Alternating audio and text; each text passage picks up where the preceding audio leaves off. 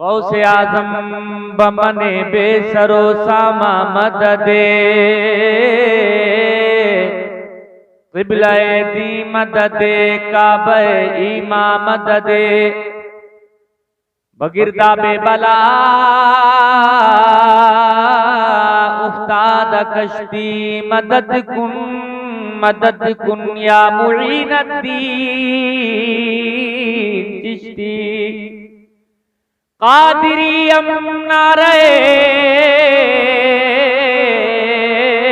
या गौसे आजम मीज़नम सुन्नियम नारे या गौसे आजम मीज़नम दमज़े शेख अहमद रज़ा खां कुतुब आलम मीज़नम बकारे ख्वैश हैरानम अग़िस्नी या रसूल अल्लाह बकारे ख्वैश हैरानम अग़िस्नी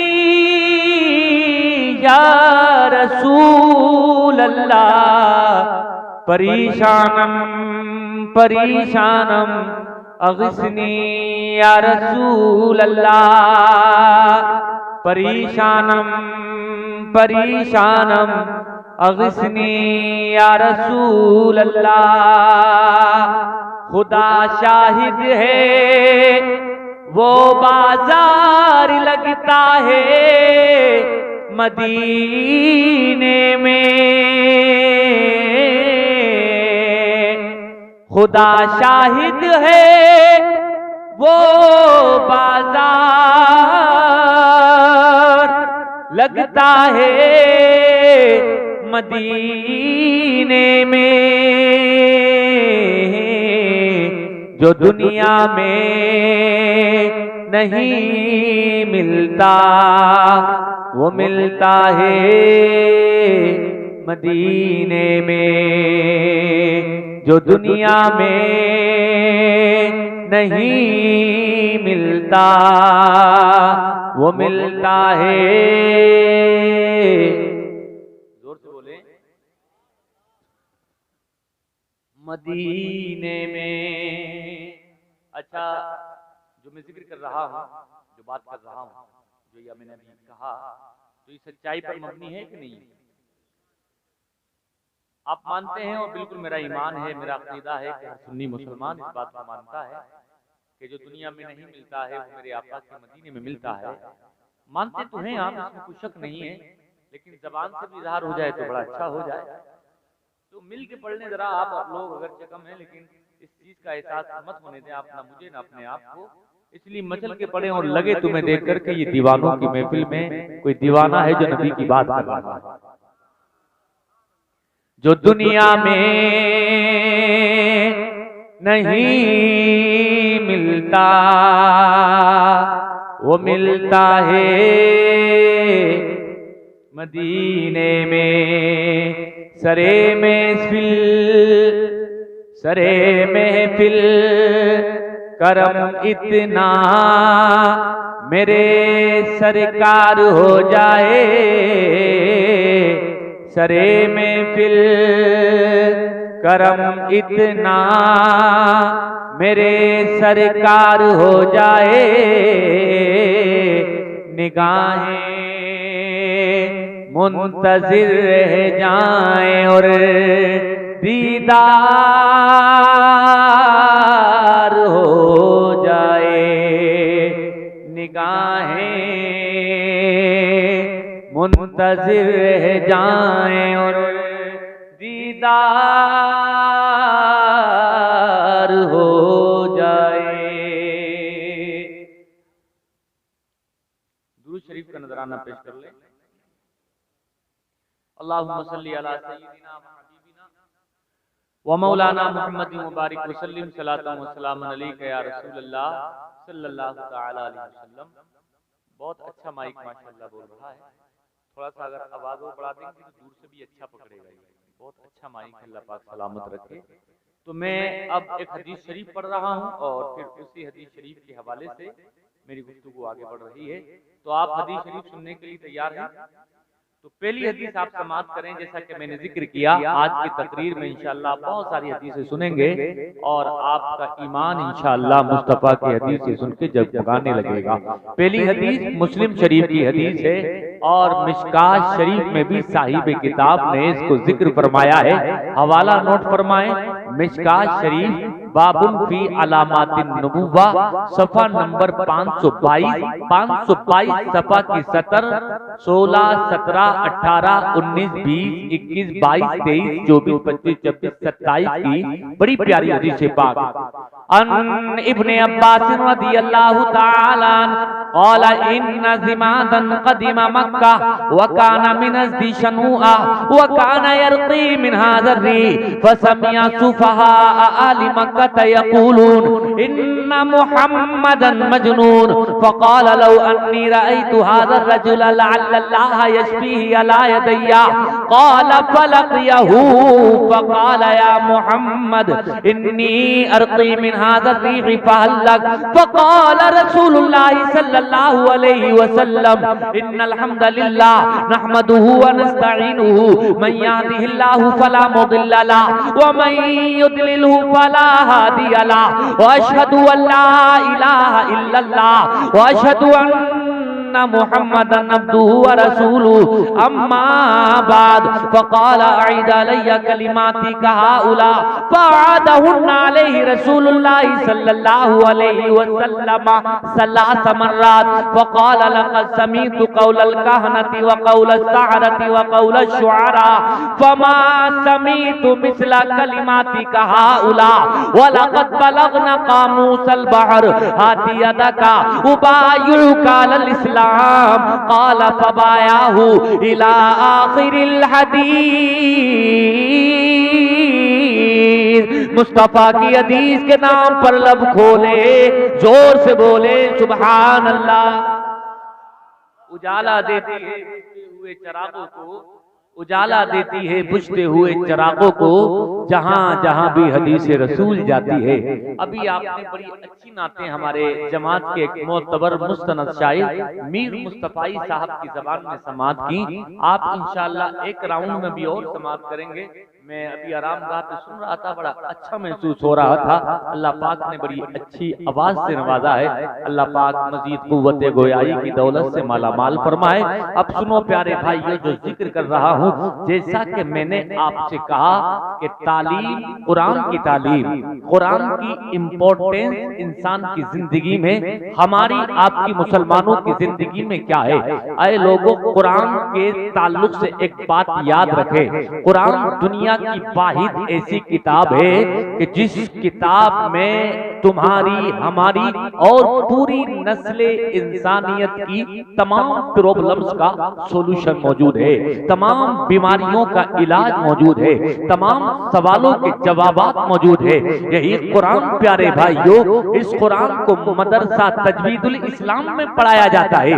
इसी कुरान को आज अपने सीने में महफूज करने के बाद ये दो बच्चे, इनके सरों पर दस्तार बंदी का ताज सजाया जाएगा। लेकिन आपको मालूम है ये कुरान सबसे पहले जब नाजिल हुआ तो कहां नाजिल हुआ है? ऐ लोगों, यही कुरान मेरे आका हुजूर सल्लल्लाहु ताला अलैहि वसल्लम के सीने पर, पहाड़ी पर नाजिल हुआ। मेरे आका हुजूर सल्लल्लाहु ताला अलैहि वसल्लम के सीने पर जब ये कुरान पहाड़ी की चोटी पर नाजिल हुआ, मेरे आका इस कुरान को लेकर के मक्का वालों के सामने आए। मेरे आका ने मक्का वालों को ये कुरान पढ़ करके सुनाया।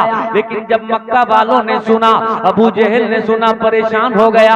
अबू लहब ने सुना, घबरा गया। उतबा और शेबा बिलबिलाने लगे, बिलकने लगे। ऐ लोगों, आप हैरत में पड़ जाएंगे। क्यों? ये भी तो अरबी जानते थे। अबू जहल अरबी जानता था, अबू लहब अरबी जानता था, उमैया भी अरबी जानता था।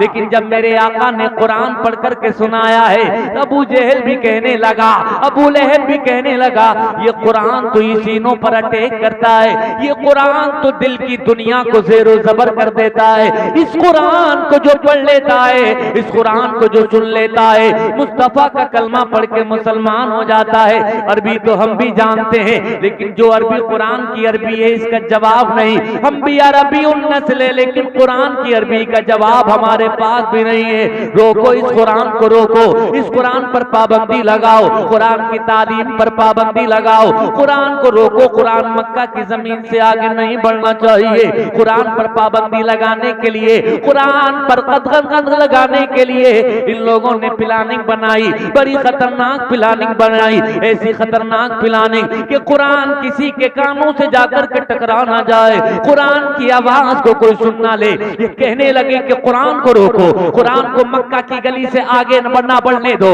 ये तमाम प्लानिंग बनाते रह गए, लेकिन दुनिया वालों ने देखा वही कुरान जो मक्का में नाजिल हुआ था, वो कुरान मक्का में नहीं रह गया, बल्कि वही कुरान मक्का की गली से निकला है, मदीना में पहुंच गया। कहो सुभान अल्लाह।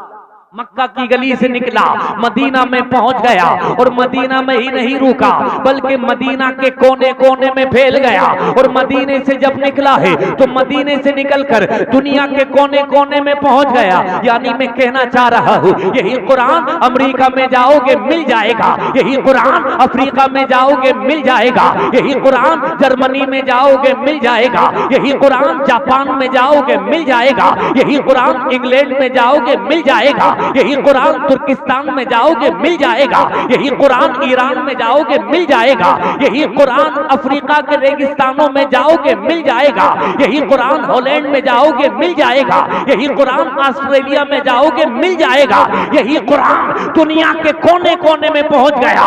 वही कुरान के जिसको मक्का में दबाने की बात की जा रही थी, दुनिया के लोगों ने देखा वो कुरान सिर्फ मक्का में नहीं रुका, बल्कि मक्का से निकलकर पूरी दुनिया में फैल गया। आज पूरी दुनिया में जहां जहां इंसान पाया जाता है, वहां वहां खुदा का कुरान पाया जाता है, वहां वहां खुदा का कुरान पाया जाता है।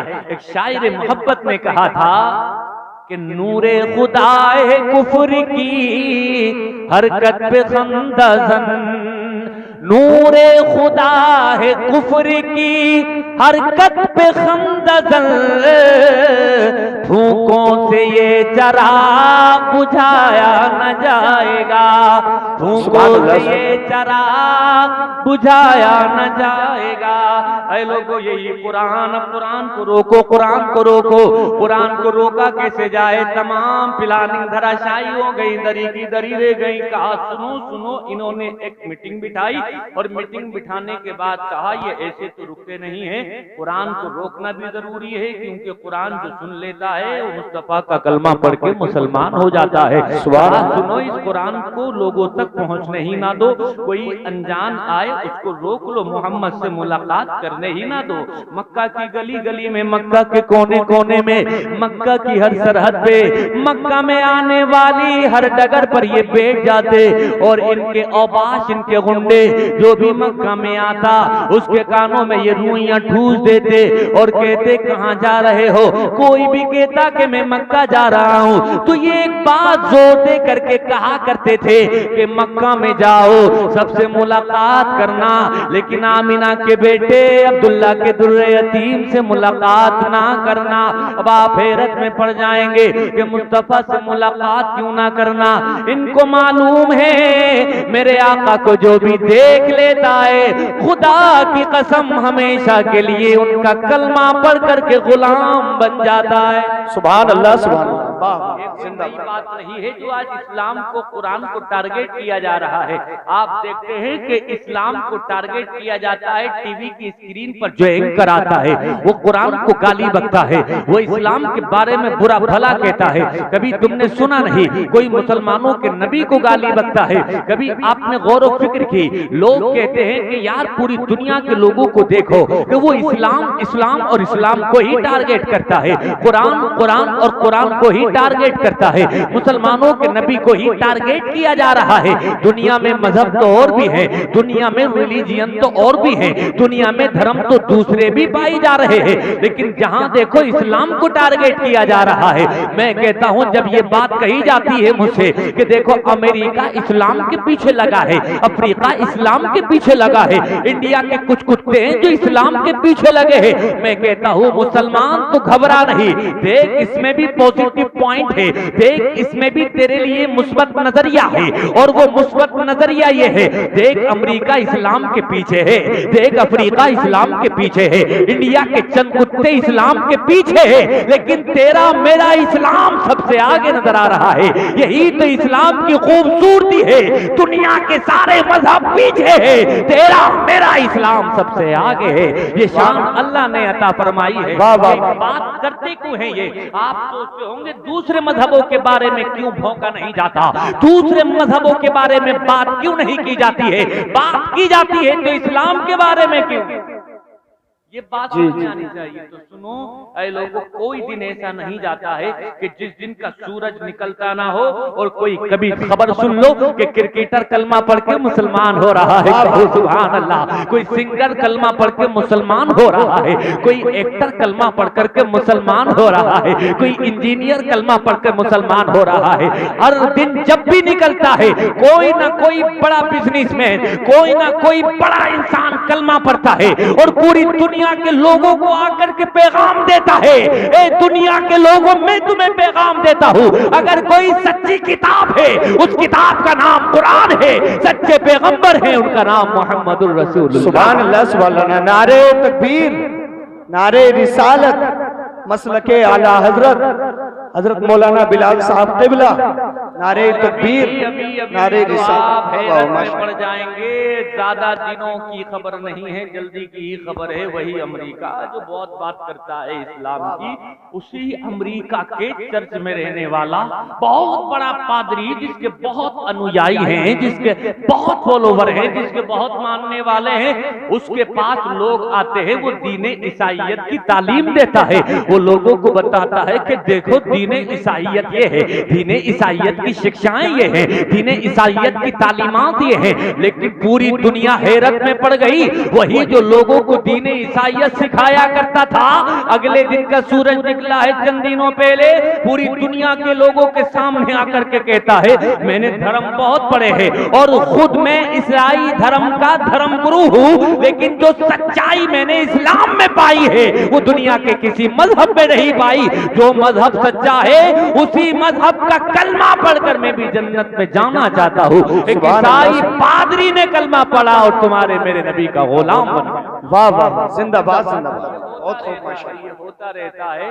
इनको यही तो खतरा है कि यार इस्लाम को जितना टारगेट किया जा रहा है, कुरान को जितना दबाया जा रहा है, ये कुरान है, ये इस्लाम में उतनी ही तेजी के साथ फैलता चला जा रहा है।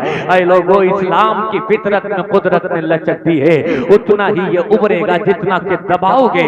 इस्लाम की तारीख ये रही है, इस्लाम का कानून ये रहा है कि जब जब जब इसको टारगेट किया गया है, जब जब इसको हद पे तनकीद बनाया गया है, जब जब टारगेट किया जा रहा है, इस्लाम इतनी ही आन बान शान के साथ पूरी दुनिया में फैलता चला गया है।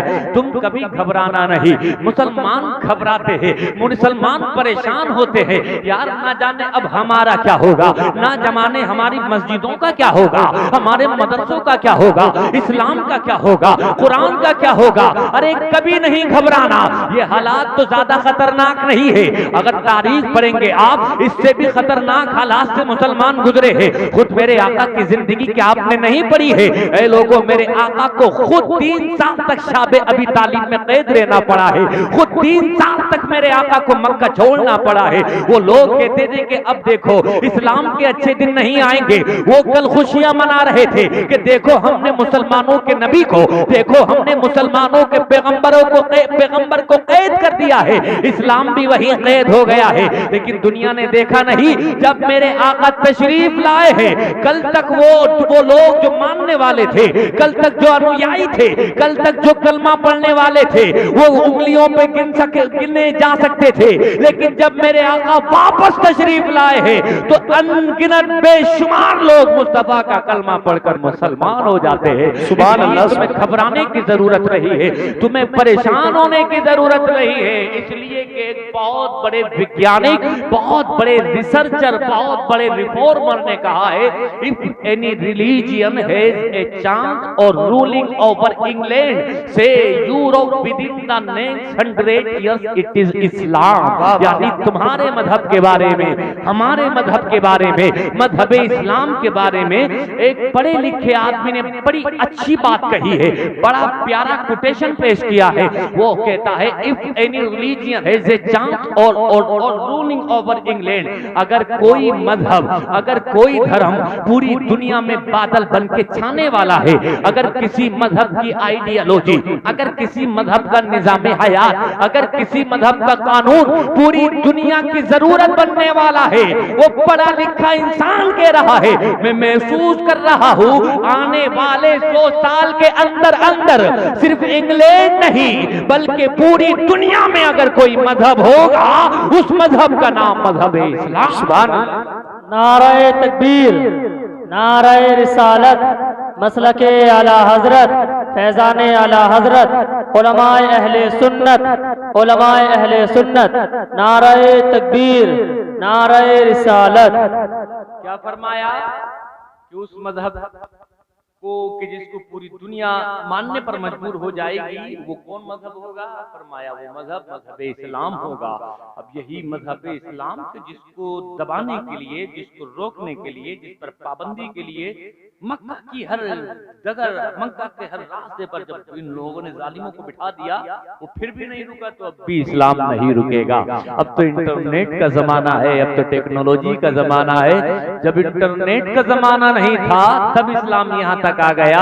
अब तो छोटी छोटी चीजें भी दुनिया में फैल जाती हैं। अब कौन सी ताकत है जो इस्लाम को रोक पाएगी?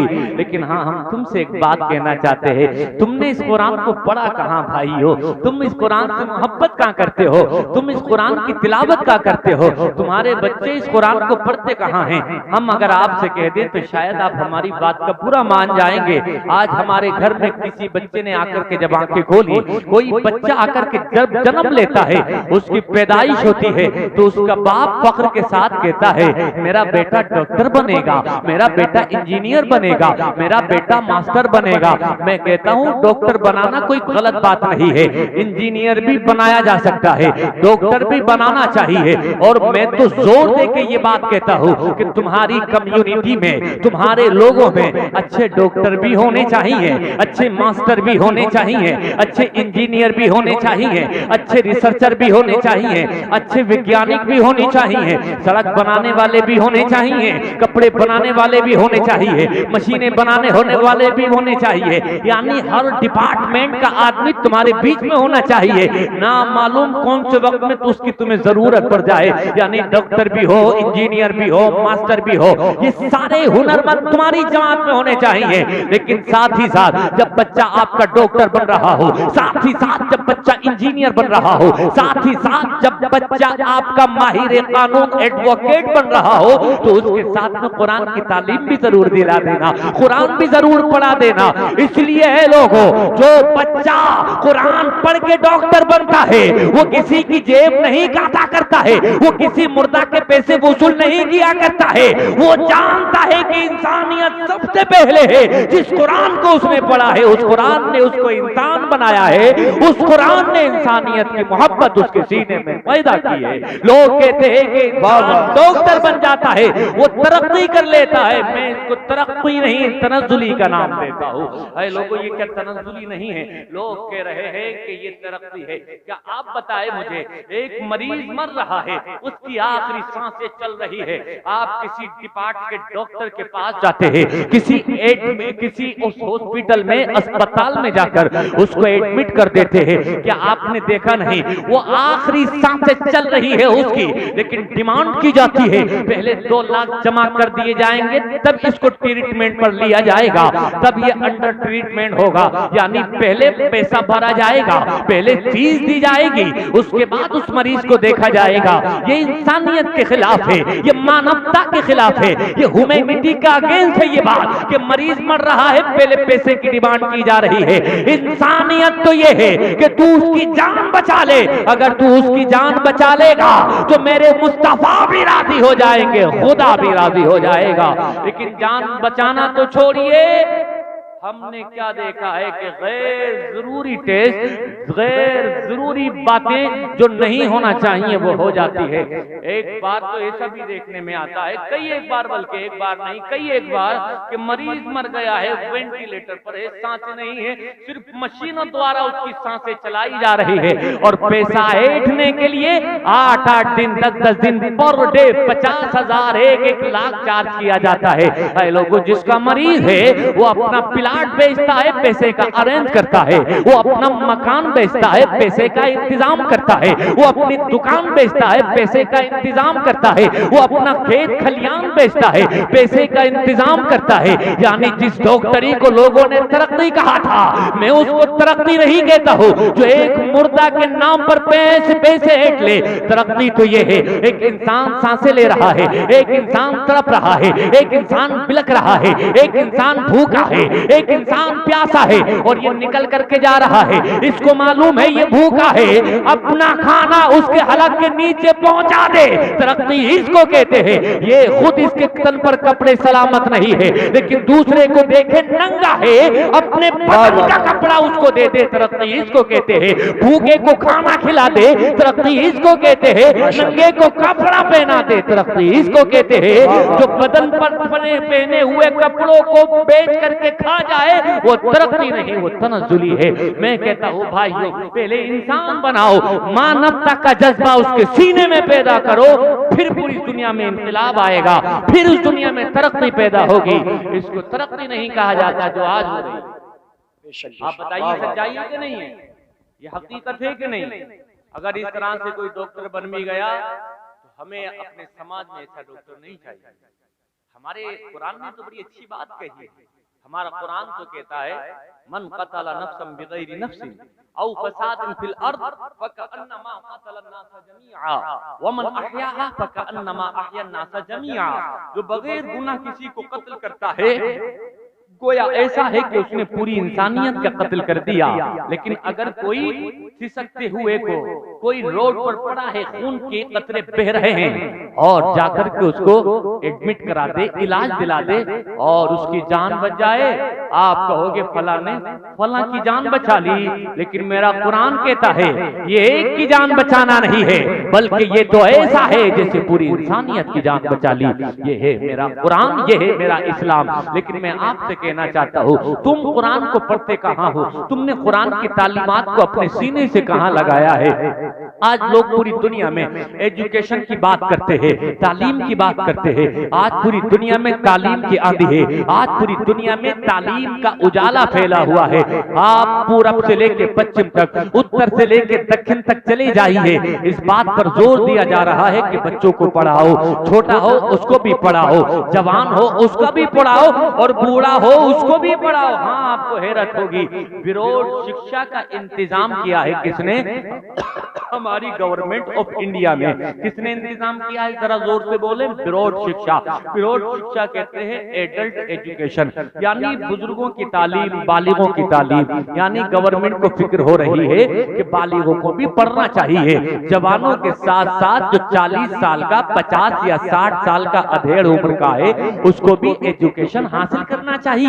इसलिए 2002 से एक स्कीम लाई गई है, उसको एडल्ट एजुकेशन कहा जाता जाता है। उर्दू में उसको कहते हैं तालीम बालिगा, यानी बालिगों की तालीम, यानी बुजुर्गों की तालीम। और कीजिए 2002 में इस स्कीम को लॉन्च किया गया और हर साल जब बजट सत्र होता है और जब बजट पेश किया जाता है ना भाइयों, तो बुजुर्गों की तालीम के लिए भी बजट खास किया जाता है। ये 2002 से भारत में चल रहा है, यानी 50 साल का हो वो भी पढ़े, 60 साल का हो वो भी पढ़े। लेकिन 1968 में यूएनओ ने भी एक शिक्षा का कानून बनाया और उसने भी यही कहा कि एजुकेशन फॉर ऑल, यानी पूरी दुनिया के सारे लोग पढ़े लिखे होने चाहिए। और इस पर बड़ी मेहनत की जा रही है, जागरूकता अभियान चलाया जा रहा है, लोगों को जागरूक करने के लिए कि तालीम हासिल करें। जगह जगह कैंप लगाए जा रहे हैं, यानी लोगों को तालीम हासिल करना चाहिए। बड़ा इनकलाब फैला हुआ है, तालीम की आंधी फैली हुई है पूरी दुनिया के अंदर। लेकिन मैं आपसे कहना चाहता हूँ, क्या तुमने इस्लाम को पढ़ा कि नहीं पढ़ा? आप कहोगे यार ये तो बड़ा अच्छा काम हो रहा है, भारत सरकार भी बड़ा प्यारा काम कर रही है, यूएनओ भी बड़ा अच्छा काम कर रहा है कि उसको बुजुर्गों की तालीम का भी ध्यान है। क्या इस्लाम में भी ऐसा कुछ लिखा है? मैं कहता हूँ हाँ, इस्लाम में कौन सी ऐसी चीज है जो मानवता की भलाई के लिए हो और उसका जिक्र ना हो? हाँ, कुरान में भी है, हाँ मुस्तफा की हदीस में भी है, हाँ इस्लाम के मानने वालों ने भी तालीम के ऊपर बड़ा काम किया है। मैं आपको एक स्लोगन सुनाता हूँ, मैं आपको एक नारा पढ़ करके बताता हूँ, आप समझ जाएंगे कि इस्लाम ने तालीम पर कितनी अहमियत दी है, तालीम पर कितना ध्यान दिलाया है। एक कोटेशन है, कहा जाता है उतलुबुल इल्म मिनल महदी इलल लहाल, यानी इल्म हासिल करो, seek the knowledge from the cradle into the grave, यानी बचपन से लेकर के बुढ़ापे तक इल्म हासिल करो। आज पूरी दुनिया में कहा जा रहा है बच्चे को भी पढ़ना चाहिए, जवान को भी पढ़ना चाहिए, बूढ़े को भी इल्म हासिल करना चाहिए। ये 19वीं शताब्दी और 20वीं सेंचुरी में नारा दिया जा रहा है कि बच्चा भी पढ़े, जवान भी पढ़े, बूढ़ा भी पढ़े।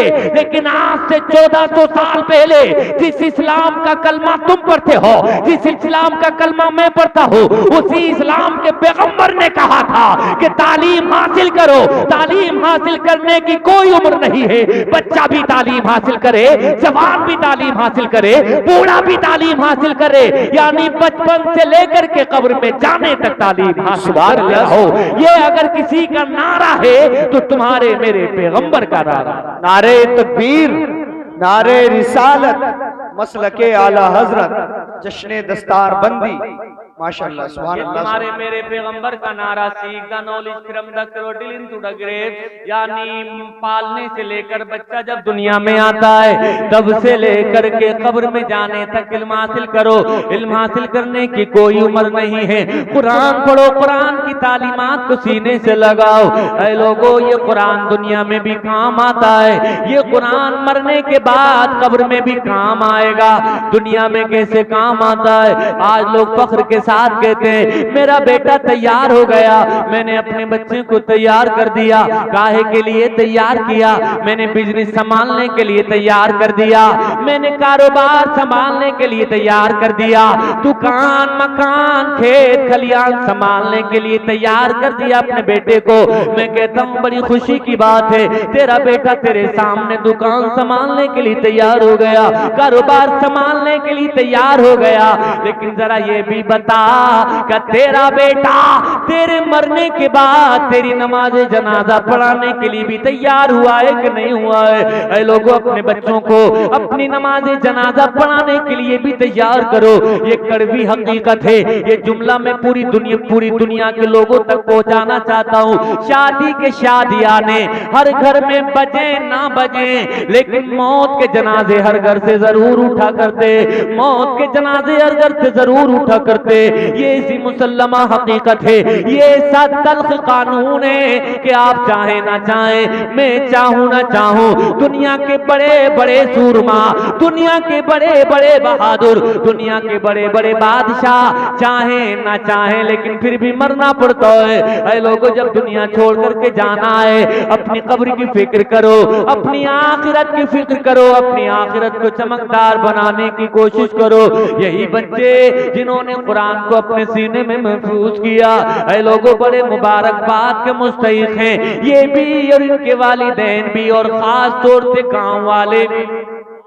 बहुत अच्छा पैगाम है माशाल्लाह, जिंदाबाद। मुझे बताया कारी उस्मान साहब ने, मेरा दिल बड़ा खुश हुआ और सीना मेरा फख्र से चौड़ा हो गया। हमारे माशाल्लाह प्रधान जी है, बड़ी मोहब्बत करते हैं उलमा से भी, बच्चों से भी। अब एक हदीस सुन लीजिए आप। फरमाया कितने 24 बच्चे रहते हैं, 24 बच्चे फरमाया रहते हैं। तो मैंने पूछा क्या खाना मदरसे में बनता है?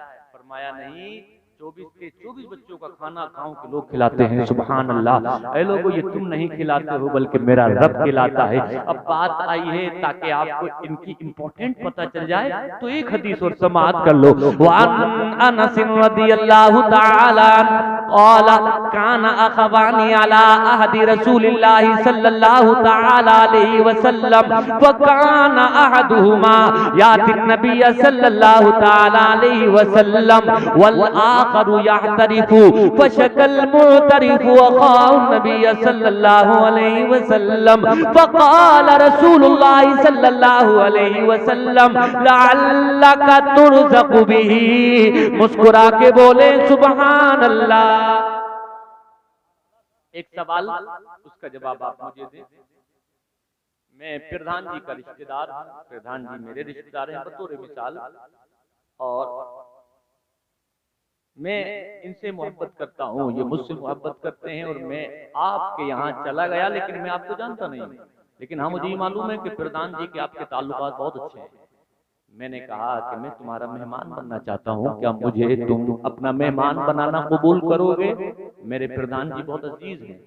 तो आप कहोगे जब आप उनके अजीज हैं तो आप मेरे भी अजीज हुए, आप दस्तरखान बिछा दोगे मेरे लिए, अच्छे खाने का इंतजाम करोगे, और जब मैं खाना खा के चला जाऊंगा तुम्हारी मेहमानदारी कबूल करके मैं चला जाऊंगा, कभी मेरी इत्तिफाक से मुलाकात होगी, मैं कहूंगा मैंने तुम्हारा नाम लिया था, मेरी तो पहले से शनासाई ना थी, मैं पहले से तो नहीं जानता था, लेकिन हाँ जब तुम्हारा नाम लिया तो उन्होंने मेरा इस्तकबाल किया और बाहें खोल करके मेरा इस्तकबाल किया। जरा बताओ, जब इनको ये बात पता चलेगी सीना फख्र से चौड़ा होगा कि नहीं होगा? यानी मेरे मेहमान को तुमने अपना मेहमान बना लिया, दिल खुश हो जाएगा। ए लोगों, ये मिसाल देके एक बात समझाना चाहता हूँ, ये नबी के दीन के तालिबे इल्म जो दीन का इल्म सीखते हैं, ये किसी दुनियादार के मेहमान नहीं, ये मदीने के मुख्तार के मेहमान है। आप इनको खाना खिलाते हो, मेरे आका जब कयामत के दिन आएंगे, आप भी आएंगे कयामत के दिन, और मेरे आका जब आएंगे वो शान इम्तियाजी होगी, वो शान शौकत के साथ मेरे आका आएंगे कि तमाम अंबिया मेरे आका के लिवाउल हम्द के नीचे होंगे, वहाँ गौस भी होंगे, वहाँ अब्दाल भी होंगे, वहाँ औताद भी होंगे, वो तमाम नबीशीन सिद्दीकीन शुहदा सालिहीन अगले पिछले सब वहाँ जमा है। जब पता चलेगा मेरे आका को ये मेरा फला गुलाम है जो मेरे दीन के तालिबे इल्म को, जो मेरे मेहमान को इज्जतों से खिलाया करता था, जरा बताओ तो सही, क्या आवाज देकर मेरे आका अपने लिवाउल हम्द के झंडे तले उसको जगह नहीं देंगे? बिल्कुल बिल्कुल प्यारे भाइयों, अब हदीस सुन लीजिए, मेरे आका फरमा रहे हैं, इसी से मिलती जुलती हुई हदीस है। हजरत अनस रिवायत करते हैं कि नबी करीम सल्लल्लाहु तआला अलैहि वसल्लम का अहद है, नबी करीम सल्लल्लाहु अलैहि वसल्लम का दौर है, दो भाई हैं, सगे भाई है, फकाना अहदुहुमा याति नबी सल्लल्लाहु अलैहि वसल्लम। उन दो भाइयों में एक भाई जो मेरे आका से बड़ी मोहब्बत करता है, मेरे आका को छोड़ करके दूर जाना गवारा नहीं करता, सुबह से लेके शाम तक मेरे आका की महफिल में बैठता है, मेरे आका की मजलिस में आकर के बैठ जाता है, जो भी मेरे आका इरशाद फरमाते हैं उनको हम तन गोश होकर के सुना करता है, सुबह से लेके शाम तक मेरे आका से दूर नहीं जाता। वल्लाखरु यहतरिफु, लेकिन जो दूसरा है वो बड़ी मेहनत करता है, बड़ी मशक्कत करता है, सुबह से लेके शाम तक वो पसीना बहाता रहता है, बड़ी कोशिशें करता है, बहुत मेहनत करता है। एक दिन उसको ख्याल आया, यार ये भी भाई है, मैं भी भाई हूँ, मैं अकेला ही मेहनत क्यों करता हूँ, इसको भी करनी चाहिए, मैं अकेला ही जिद्दोजहद क्यों करता हूँ, इसको भी करनी चाहिए। ऐ लोगों, दिल में ख्याल आया, मेरे आका के दरबार में पहुंच गया, फशकल मुअतरिफ व फअताहुन नबिय्य सल्लल्लाहु अलैहि वसल्लम, मेरे आका की बारगाह में पहुंचा और बारगाह में पहुंच करके अर्ज करता है, या रसूल अल्लाह, मैं बड़ी मेहनत करता हूँ, सुबह से लेकर शाम तक मुस्तफा मैं पसीना बहाता रहता हूँ, लेकिन ये मेरा भाई है, ये कुछ नहीं करता, ये आपके पास आकर के बैठ जाता है। ऐ लोगों, वो शिकायत कुना अंदाज में यानी शिकायत वाले लहजे में कह रहा है, मुस्तफा मेरे भाई को आप नसीहत कर दे, मेरे भाई को आप इरशाद फरमा दें कि ये भी कुछ काम किया करे। अब मेरे आका ने जो इरशाद फरमाया उसको अपने दिल की तख्ती पर लिख लेना। मेरे आका इरशाद फरमाते हैं, फ़क़ाल रसूलुल्लाह सल्लल्लाहु अलैहि वसल्लम लअल्लका तुरज़क़ु बिही, मेरे आका ने इरशाद फरमाया, क्या तू ये ख्याल करता है कि तू मेहनत करता है इस वजह से तुझे खाना दिया जाता है, तू मेहनत करता है इस वजह से तुझे पानी दिया जाता है? अरे नहीं नहीं, तुझे जो भी कुछ मिला करता है वो तेरे भाई के तवस्सुल से मिला करता है, तेरे भाई के सदक़े में तुझे मिला करता है। सुभान अल्लाह, जिंदाबाद। तुझे जो भी मिलता है इसी के सदक़े में मिलता है। नेक लोग होने चाहिए। आला हजरत ने किताब लिखी है अल अम्न वल उला, उसके अंदर उन्होंने बहुत तफसील के साथ लिखा है। एक बात को वो मैं जिक्र करता हूँ। फरमाया कि जिस बस्ती जिस इलाके में नेक लोग होते हैं तो रब तबारक व तआला उन नेक लोगों की वजह से 40 घर इधर के, 40 घर इधर के, 40 घर आगे के, 40 घर पीछे के, उनकी वजह और उनकी बरकत से उनसे अजाब दूर फरमा देता है। कहो सुभान अल्लाह।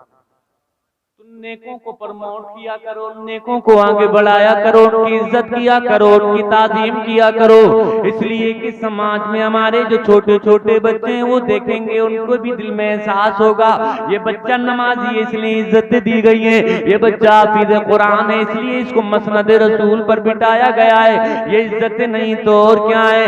आप 50 साल के, 60 साल के एक, लेकिन ये छोटा सा बच्चा जिसकी 12 या 10 साल की उम्र है, आपने इसको मिंबर रसूल पर बिठा करके पूरी दुनिया के लोगों को पैगाम दे दिया। जो खुदा के कुरान को सीने में महफूज कर लेता है, उम्र चाहे छोटी हो, मकाम चाहे छोटा हो, खुदा के कुरान की वजह से रब तबारक व तआला उसका मकाम ऊंचा फरमा देता है। ऐ लोगों, इसलिए नमाजियों की इज्जत किया करो, हाफिज कुरान की कद्र किया करो, ताकि समाज में रहने वाले बच्चे उनके भी सीने में हाफिज कुरान बनने का सपना, हाफिज कुरान बनने का ख्वाब हमेशा में चलता रहे और वो भी खुदा के कुरान के हाफिज बन जाए। मेरे आका ने भी इसी तरह से एक जुमला इरशाद फरमाया। मेरे आका इरशाद फरमाते हैं, ला याकुल तामका इल्ला तकी वला तुसाहिब इल्ला मोमिना। मेरे आका ने फरमाया कि अगर तेरा दस्तरखान बिछे तो किसी गुंडे के सामने तेरा दस्तरखान ना बिछे, किसी मडरी किसी कतली के सामने तेरा दस्तरखान ना बिछे, यानी किसी कत्ल करने वाले को, किसी गाली गलौज करने वाले को, समाज के किसी गुंडे को खाना ना खिलाना। मेरे आका फरमा रहे हैं, बदकार को खाना ना खिलाना। लाया कुल तामका इल्ला तकी, कभी भी खाना खिलाना तो मुत्तकी को खिलाना, परहेजगार को खिलाना। ये किसी दुनियादार का फरमान नहीं, मेरे आपके आका का फरमान है कि अगर खाना खिलाओ तो नेकों को खिलाओ, और अगर तुम नेकों को खाना खिलाओगे तो इतनी बरकतें होंगी, इतनी बरकतें होंगी कि तुम संभाल नहीं पाओगे। मेरे आका जलवा फरोज हैं और मौजूद हैं। मेरे आका इतने में एक शख्स आया और उसने एक क्वेश्चन किया, एक सवाल किया, और सवाल क्या है? कहता है, या रसूल अल्लाह अलैहिस्सलातु वस्सलाम अय्युल इस्लामी खैर। मुस्तफा, इस्लाम की कौन सी क्वालिटी, इस्लाम की कौन सी विशेषता, इस्लाम की कौन सी खुसूसियत है जो कलमा पढ़ने के बाद अल्लाह को सबसे ज्यादा पसंद है?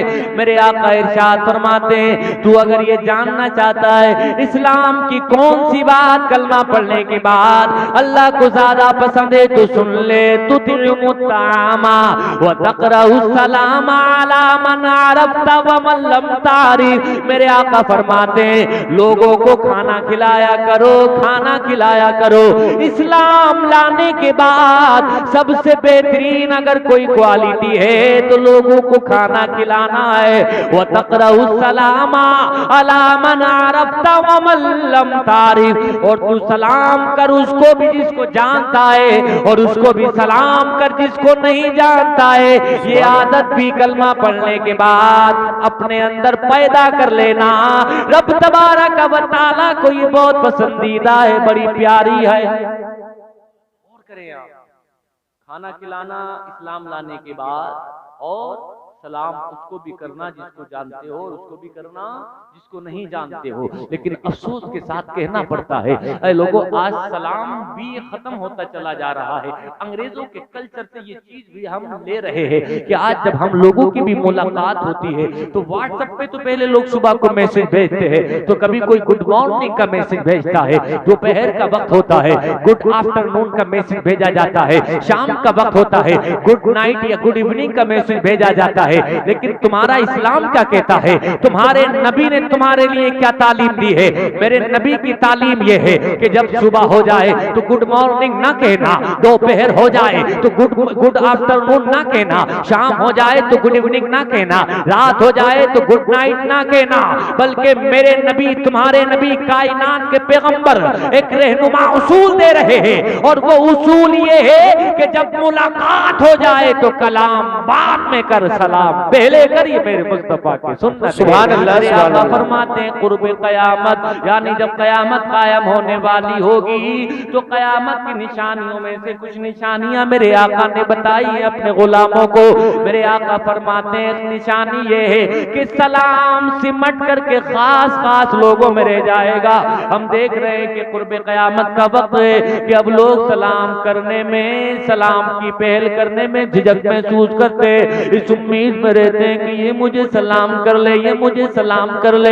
लेकिन नबी का सच्चा गुलाम जिसको नेकियों की ज्यादा हिर्स है, जो नेकियों का ज्यादा ख्वाह है, जो नेकियों का ज्यादा मुतमन्नी है, वो दूसरे वाले से ये तवक्को नहीं रखता कि ये पहले मुझे सलाम कर ले, बल्कि वो खुद आगे बढ़ करके सलाम कर लेता है। इसलिए वो जानता है जो पहले सलाम करता है रब तबारक व तआला उसको नेकियां भी ज्यादा अता फरमाता है।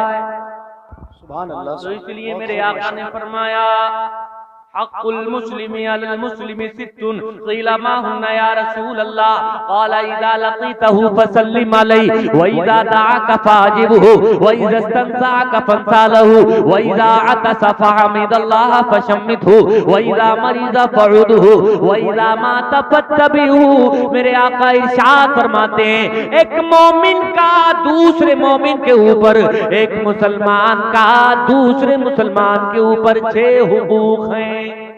कितने 6? और उसमें से फरमाया एक ये है इज़ा लक़ीतहु फसल्लिम अलैहि, कि जब मुलाकात हो जाए कलाम बाद में, सलाम पहले, सलाम पहले। इसलिए आदत बनाओ भाइयों, जब हम सलाम करते हैं तो नफरतें दूर होती है, जब हम सलाम करते हैं दूरियां खत्म हो जाती है। जब हम सलाम करते हैं लोगों, रब तबारक व तआला सलाम की बरकत से आपस में इत्तिफाक अता फरमा देता है, इत्तिहाद अता फरमा देता है। शोहर भी अपनी आदत बनाए कि जब घर से बाहर से जब आते हैं, बाहर से घर पर अपने एंट्री करते हैं तो सबसे पहले सलाम करने के बाद कलाम किया करे। यानी अगर माँ है उसको भी सलाम करें, और अगर बिलफर्ज माँ नहीं है, घर में बीवी है, तो बीवी को भी सलाम कर ले। ये ना सोचें कि हमारी शान में कमी आ जाएगी। और इसी तरह से बीवी अपने शोहर को सलाम करे।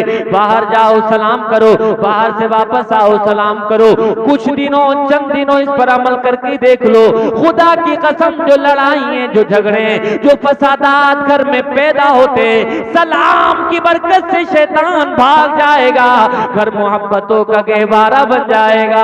अब सुनो जो बात कहना चाह रहा हूं, तुमने खाना खिलाया नबी के इन मेहमानों को, तुमने खाना खिलाया नबी के इन दीन सीखने वालों को, हाफिज कुरान को। मेरे नबी ने क्या फरमाया? मेरे नबी ने यही तो इरशाद फरमाया, तू शिकायत ना कर, बल्कि तू इस बात का शुक्र अदा कर कि रब तबारक व तआला तुझे भी रोजी देता है तो इसके दीन सीखने की वजह से रोजी देता है। सुभान अल्लाह, बहुत मैं खूब। अपना तजुर्बा बताऊं आपको, और अगर आपको यकीन ना हो तो मैं आपको एड्रेस भी दिए देता हूं, और कभी आपका अगर जाना हो तो जाकर के बिल मुशाफा रूबरू पूछ करके आइए। यहाँ एक उत्तराखंड में एक जगह है, उसका नाम है कनोरा। क्या नाम है? कनोरा है, शायद नाम सुना होगा आपने। और वो बासपुर जो दोराहा है उसके जस्ट आगे है, काशीपुर रोड पे।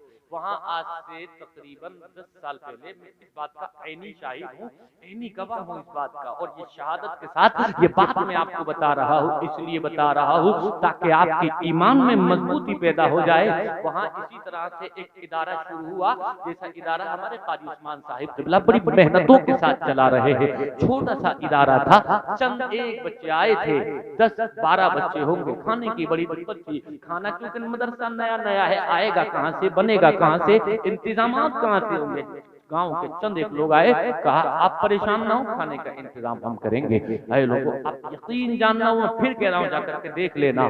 चंद साल गुजरे नहीं है, 2, 3, 4 साल के तकरीबन उसी मदरसा में कि जिसमें 5 या 8 या 10 बच्चे थे, 100 के समथिंग बच्चे पहुंच गए हैं। और जब बच्चा कोई आता है ना तो पहले ही लिस्ट में वो नाम लिखवा करके चले जाते हैं हुजूर मौलाना साहब से कि अब कोई भी बच्चा आएगा ना किसी दूसरे के यहाँ नहीं बल्कि मेरे यहाँ उसका खाना लगाना। आप कहेंगे ऐसी बात क्यों कि बगैर बच्चा आया नहीं है और पहले ही जाके नाम लिखवा के आ रहा है।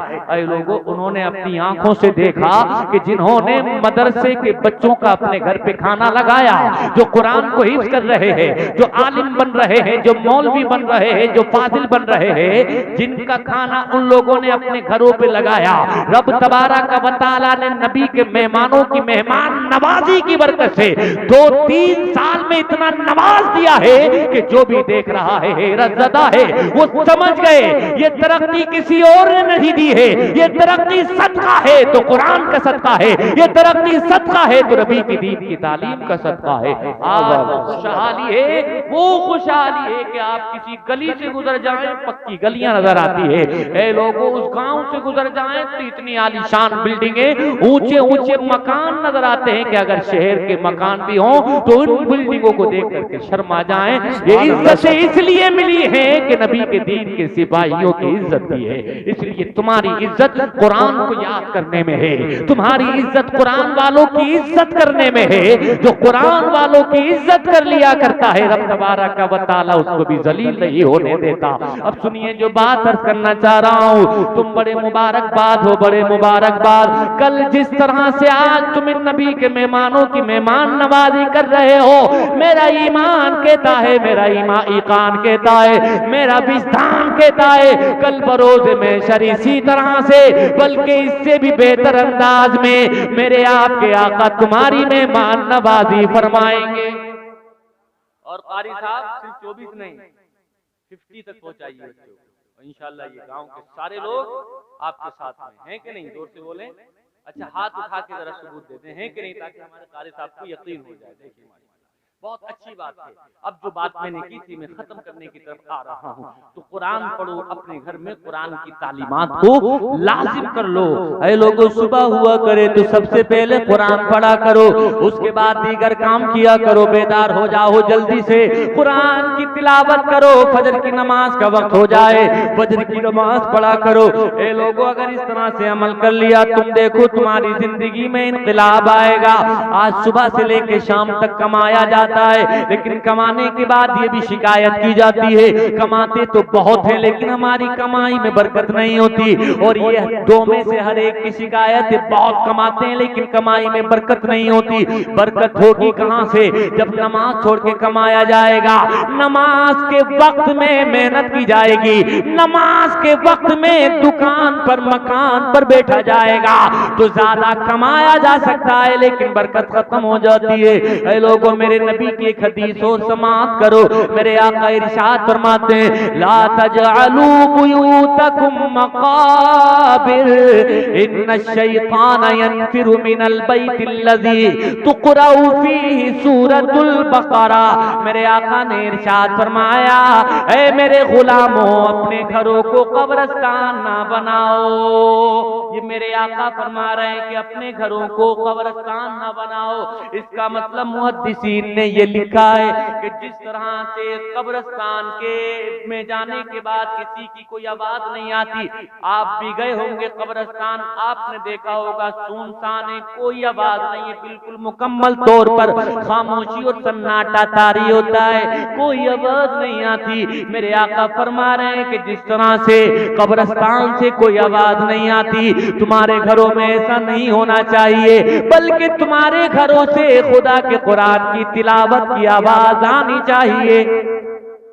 ला तजअलू बुयूतकुम मकाबिर, यानी अपने घरों को कब्रिस्तान ना बनाओ। समझ में आ गया कि जिन घरों में खुदा का कुरान नहीं पढ़ा जाता वो मिसले कब्रिस्तान हो जाते हैं। जिन घरों में खुदा के कुरान की तिलावत नहीं की जाती वहां शैतान दाखिल हो जाता है।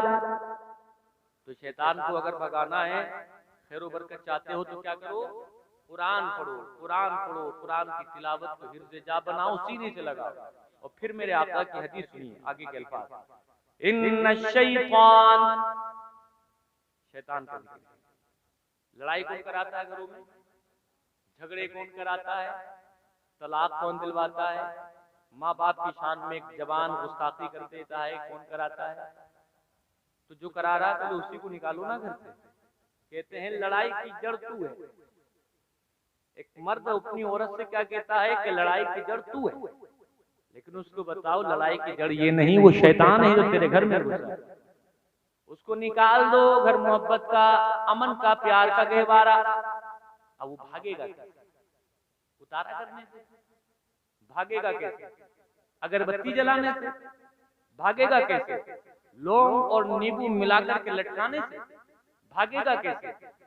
दरवाजे पर हरी मिर्च लटकाने से भागेगा कैसे? क्या एक मटके पर शैतान की शक्ल बना के? नहीं नहीं, ये तुम्हारा तरीका नहीं है, ये दूसरों का तरीका है। ऐ लोगों, नींबू वो लटकाए कि जिसके पास कुरान ना हो, हरी मिर्च वो लटकाए कि जिसके पास कुरान ना हो, उतारा वो करे जिसके पास कुरान ना हो। मेरे नबी ने वो नुस्खा कीमिया इनायत फरमाया। मेरे आका इरशाद फरमाते हैं, अगर इस शैतान को घर से भगाना चाहते हो, इन्ना शैतान यनफिरु मिनल बैतिल लज़ी तुक़रअ फीही सूरतुल बक़रा। मेरे आका ने फरमाया, अगर अपने घर से शैतान को भगाना चाहते हो तो अपने घरों में खुदा के कुरान की सूरे बकरा की तिलावत किया करो। तुम सूरे बकरा पढ़ोगे, शैतान तुम्हारे घरों से भाग जाएगा। पढ़ो तो सही, पढ़ो तो सही। हम पढ़ते कहाँ हैं? हम मालूम है कब पढ़ते हैं कुरान? हम पढ़ते हैं जब किसी का इंतकाल होता है।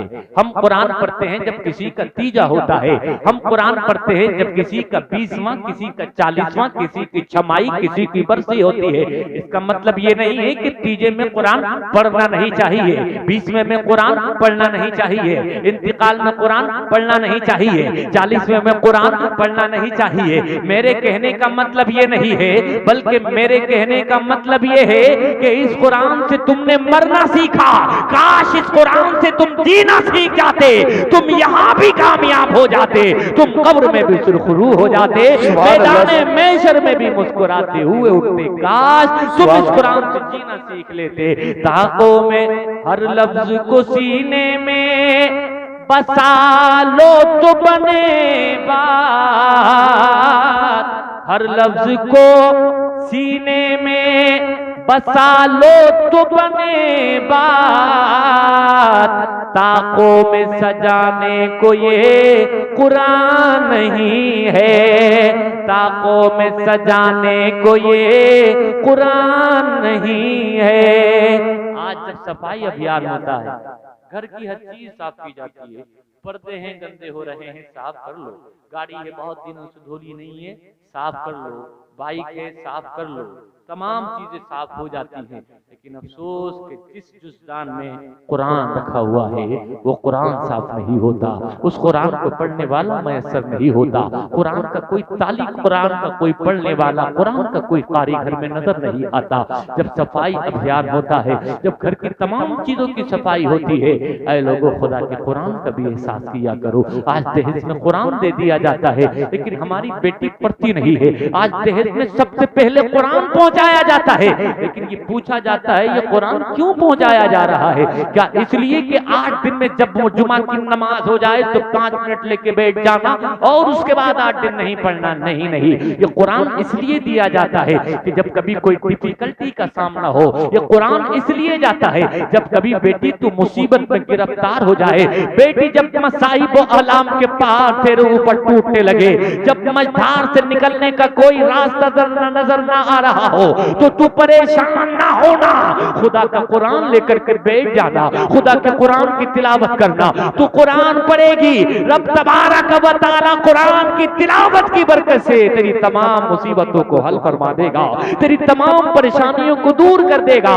तेरे तमाम बीमारों को सेहत और तवानाई बख्श देगा। ये कुरान इसलिए दिया जाता है। लेकिन अफसोस, सद अफसोस, हम कुरान पढ़ते नहीं हैं। भाइयों, तुमसे भी गुजारिश है, माओ बहनों मेरी बात सुन रही हो तो तुमसे भी गुजारिश है, बहुत झगड़े हो गए, बहुत इधर की उधर करके तुमने अच्छे खासे हंसते खेलते घरों में आग लगा ली, 2-4 इधर बैठ गई, 2-4 उधर बैठ गई, कभी इसकी बुराई कभी उसकी बुराई। खुदा के लिए ऐसा ना करो। ये जबान अल्लाह ने दी है तो बुराई करने के लिए नहीं दी है, बल्कि ये जबान दी है तो ये अल्लाह की तारीफ, उसकी तस्बीह, तहलील और पाकी बयान करने के लिए दी है। तुमने जबान की अहमियत को नहीं समझा है, लेकिन एक हदीस सुन लो मेरे आका की, ताकि तुम्हारी समझ में आ जाए, ताकि तुम जान जाओ कि जबान की कितनी अहमियत है। मेरे आका इरशाद फरमाते हैं, मैं यज़मली मा बैना लहयैहि व मा बैना रिजलैहि अज़मिनु लहुल जन्नह। मेरे आका ने इरशाद फरमाया, कौन है जो इस बात की मुझे जमानत दे, कौन है जो इस बात की गारंटी दे, कौन है जो इस बात का वादा करता है कि वो अपनी जबान की हिफाजत करेगा, यानी जब भी जबान का इस्तेमाल करेगा तो जबान से खुदा के कुरान को पढ़ा जाएगा, जबान को जब भी इस्तेमाल में लाया जाएगा खुदा की तारीफ, तस्बीह, तालील बयान की जाएगी, जबान से जब भी बोली जाएगी तो अच्छी बात, प्यारी बात बोली जाएगी, जबान से जब भी कुछ निकलेगा तो मोहब्बत भरे जुमले निकलेंगे। कौन है जो इस बात की जमानत दे कि वो अपनी जबान की हिफाजत करेगा? वमा बैना लहयैहि वमा बैना रिजलैहि, और कौन है इस बात की गारंटी दे कि अपनी शर्मगाह की हिफाजत करेगा? यानी मेरे आका के फरमाने का मतलब ये, जो अपनी जबान की हिफाजत की गारंटी दे और जो अपनी शर्मगाह की हिफाजत की जमानत दे, 2 चीजों को संभाल करके रख ले, मैं अल्लाह का नबी उसके लिए जन्नत की जमानत लेता हूं। यानी जबान को संभाल लो, जन्नत तुम्हारी, शर्मगाह की हिफाजत कर लो, जन्नत तुम्हारी। और ये सबसे बड़ी चीज है जो इंसान के गुनाह का सबब होती है। ज्यादातर गुनाह जबान से होता है, किसी की ग़ीबत जबान से होती है, किसी की दिल आजादी जबान से होती है, गाली गलौज जबान से होती है, सब जबान से होती है। मेरे आका ने फरमाया इसकी हिफाजत कर, कोई अगर इसकी हिफाजत कर लेता तो बहुत सारे झगड़े, बहुत सारे फितने, बहुत सारे फसादात खत्म हो जाते। आप इस पे अमल करके देखें, कोई कुछ कहे आप जबान से कुछ ना बोले, हिफाजत कर ले, वो कहेगा यार मैं इतना कुछ बोल रहा हूँ, कुछ बोल ही नहीं रहा।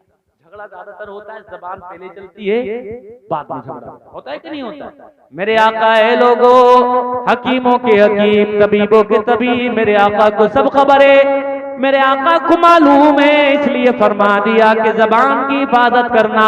अगर जबान की हिफाजत कर ली गई तो झगड़ा भी नहीं, लड़ाई भी नहीं। तो माओ बहनों, तुमसे भी गुजारिश, अब चलते चलते आखिरी बात जहां से मैंने शुरुआत की, कुरान को पढ़ो, कुरान की तिलावत करो।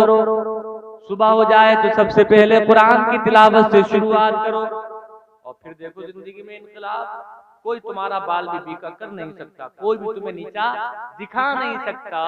जिस तरह से आज कुरान को मिटाने के लिए, कुरान पर पाबंदी लगाने के लिए लोग हरबे इस्तेमाल कर रहे हैं। कोई कभी मदरसे को आतंकवाद से जोड़ता है, कोई टेरर की बात करता है। उन जालिमों को बता देना कि यहाँ पर यानी मदरसों में यहाँ अमृत निकलता है, कभी भी सम नहीं निकला। जो मदरसों में बारूद ढूंढते हैं, जो मदरसों में आतंकवाद आतंकवादी ढूंढते हैं, जो मदरसों में टेररिस्ट ढूंढते हैं और मदरसों को टारगेट और बदनाम करने की कोशिश करते हैं, उनको जवाब दे देना। यहाँ अमृत निकलता है, कभी भी सम नहीं निकला। सम कहते हैं जहर को, यहाँ अमृत निकलता है, कभी भी सम नहीं निकला। खुदा का शुक्र है, खुदा का शुक्र है, रुसवाई का परचम नहीं निकला। यजीदे वक्त के जासूसी कुत्ते हो गए नाकाम। यहाँ अपने मदरसों में कभी भी बम नहीं निकला। यहाँ अपने मदरसों में कभी भी बम नहीं निकला। यहाँ इंसान बनाए जाते हैं, यहाँ इंसानियत सिखाई जाती है, यहाँ मानवता और ह्यूमैनिटी का दर्स पढ़ाया जाता है। इस मदरसे को लोगों को कोई ताकत नहीं है दुनिया की जो बंद कर सके। बस जरूरत इस बात की है तुम इस कुरान के करीब आओ। अब जो हदीस पढ़ी थी जल्दी से उसका तर्जुमा सुन लो। लोग टारगेट करते ही रहते हैं कि इस्लाम को रोक ले, कुरान को रोक ले, लेकिन ये कुरान पहले दिन से इसको रोकने की बात की जा रही थी। जो लंबी हदीस पढ़ी थी अब उसका तर्जुमा और उसकी तफसील और बयां किया साथ में कर रहा हूँ। ऐ लोगों, मेरे आका को रोकने के लिए, मेरे आका को पैगाम को रोकने के लिए, कुरान मिशन को रोकने के लिए इन्होंने हर गली पर अपने गुंडों को बिठा दिया। मक्का में कोई भी आता ही उसके कानों में रुई ठूस देते और कहते कि सबसे मुलाकात करना, आमीना के बेटे से मुलाकात ना करना। इनको पता था जो उनसे मिल जाता है उनका हो जाता है। इत्तिफाक वाली बात हदीस के अल्फाज है, इन्ना जिमादन कदीमा मक्का। एक शख्स जिसका नाम जिमाद है वो मक्का आया। वकान मिन अज़्द शनुआ, और कबीला अज़्द से उसका ताल्लुक है, कबीला अज़्द का वो रहने वाला है। लेकिन जब वो मक्का आया इन गुंडों से मुलाकात हो गई, इन ओबाशों से आमना सामना हो गया। कहाँ ए जिमाद, कहाँ जा रहे हो? कहा मैं मक्का जा रहा हूँ। कहाँ मक्का जा रहे हो? सबसे मुलाकात करना, लेकिन आमिना के बेटे से मुलाकात ना करना। कहा क्यों मुलाकात ना करूं? कहा इसलिए इन्ना मोहम्मदन मजनून, मोहम्मद तो दीवाने, मोहम्मद तो पागल है। लोगों, मेरे आका को दीवाना कहा गया, मेरे आका को मजनू कहा गया। और बात आगे करते हुए कहते हैं कि उन पर तो जादू का साया है। वो कोई भी बात करते हैं तो कोई कायदे की बात नहीं करते, कोई सलीके कोई तरीके की बात नहीं करते, इसलिए तुम उनसे मुलाकात ना करना। वह काना यस्मिन हाज़री, इसके बारे में आया है ये तंत्र मंत्र का बड़ा माहिर था। इसके सामने जब ये बात रखी गई कि उन पर जादू का साया है, उन पर कोई हवाई असर हो गए, हवाई असर है जिसकी वजह से उनकी बात काबिल समात नहीं है, इसने दिल में सोचा कि इनके मुलाकात करने से पहले मैं हो सकता था कि मुलाकात करता या ना करता, ये मेरे ऊपर डिपेंड करता था। लेकिन अब मैं मोहम्मद से मुलाकात जरूर करूंगा, अब जरूर करूंगा। जब बुराई ज्यादा हुई तो मुलाकात अब जरूर करूंगा। कहते हैं मैंने अल्लाह की बारगाह में फरियाद की, मौला मेरी दुआ कबूल हो जाए और तेरे आखिरी पैगंबर से मेरी भी मुलाकात हो जाए, मैं भी तो देखूं क्या परेशानी है उनको। अल्लाह पाक ने उसकी दुआ को कबूल किया। हदीस के अल्फाज हैं, क़ाला फलक़ियहू फ़क़ाल या मुहम्मद, मेरे आका से इसकी मुलाकात हो गई और जब मेरे आका को चेहरे को देखा तो देख कर रह गया। अल्लाह ने चेहरा ही ऐसा बनाया था। हज़रत अबू हुरैरा फरमाते हैं, मा रअयतु शयअन अहसन मिन रसूलिल्लाह कान शम्स तजरी फी वजही। हज़रत अबू हुरैरा फरमाते हैं, जब भी हम मुस्तफा को देखते थे तो ऐसा लगता था गोया आसमान का सूरज है जो मुस्तफा के चेहरे में तेज रहा है। मुस्तफा से ज्यादा हसीन व जमील हमने देखा नहीं, और उनसे ज्यादा हसीन जमील कोई है ही नहीं, कोई नहीं। देखा तो देखता रह गया। वो बड़े अदब के साथ बोला, मोहम्मद मैंने तुम्हारे बारे में बड़ी बातें सुनी हैं, तुम पर जादू का साया सुना है, तुम घबराओ नहीं। इन्नी अर्क़ी मिन हाज़री फहलक, इलाज कर दूंगा तुम्हारा, परेशान ना हो। मेरे आका को क्योंकि मालूम है लोग मेरे बारे में बातें करते हैं, तो मेरे आका ने फरमाया इलाज बाद में करना, पहले जो मैं मक्का वालों से कहता हूँ वो सुन लो।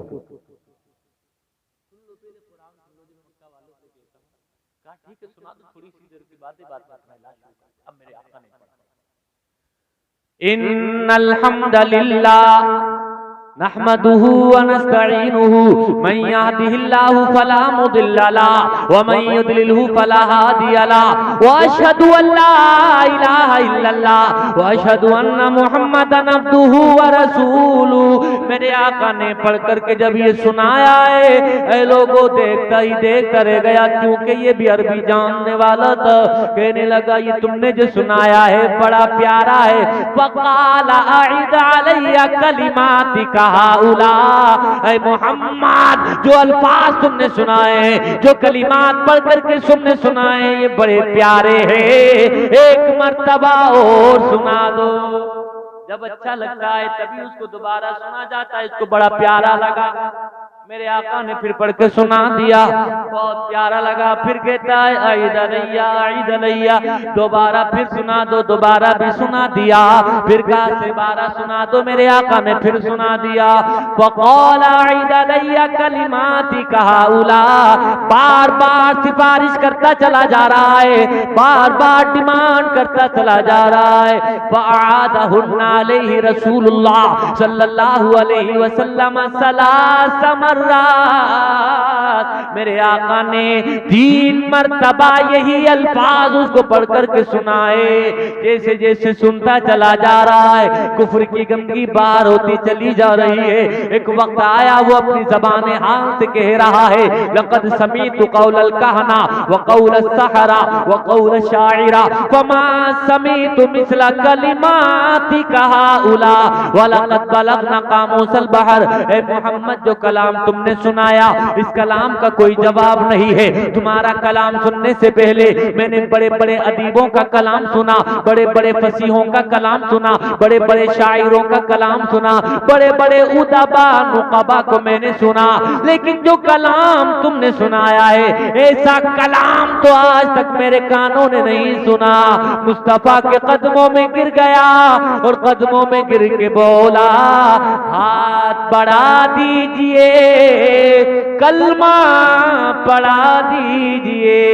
कलमा पढ़ता चला जा रहा है और ज़बाने हाल से एक शेर की ज़बान भी सुन ले, यूं कहता चला जा रहा है, तुम्हारे जैसा कोई साहिबे जमाल नहीं, तुम्हारे जैसा कोई साहिबे जमाल नहीं, ये वो कलाम है जिसकी कोई मिसाल नहीं, ये वो कलाम है जिसकी कोई